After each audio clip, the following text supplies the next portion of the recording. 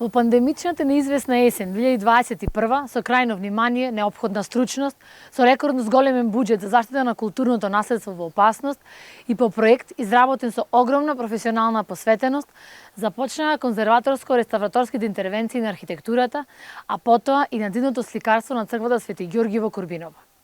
Токму нејзиниот фреско живопис ја вбројува оваа црква меѓу најважните дела на средновековната византиска уметност во светски рамки. И покрај апелот и напорите на експертите о заштитата, системската негрижа и несоодветните приоритети во културните политики, особено во минатата декада, го доведоа ова уникатно културно богатство во сериозна опасност.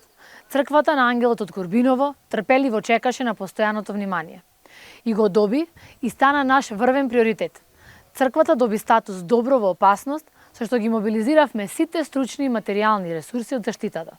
Свесни за непроценливата вредност на овој драгоцен камен од мозаикот на нашето културно наследство, владата, Министерството за култура, Завод и музеј Битола и институциите од заштитата започнаа сериозен, комплексен зафат еднаков на подвиг.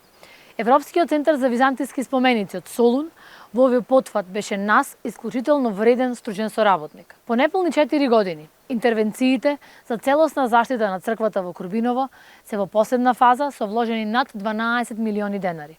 Сонот и заложбите на генерации експерти од заштита се реализирани. Оваа скапоценост од 12 век, која впишавме на тентативната листа на УНЕСКО за светско културно наследство, сакаме што поскоро да биде видлива, во сиот свој сјај и за светската јавност.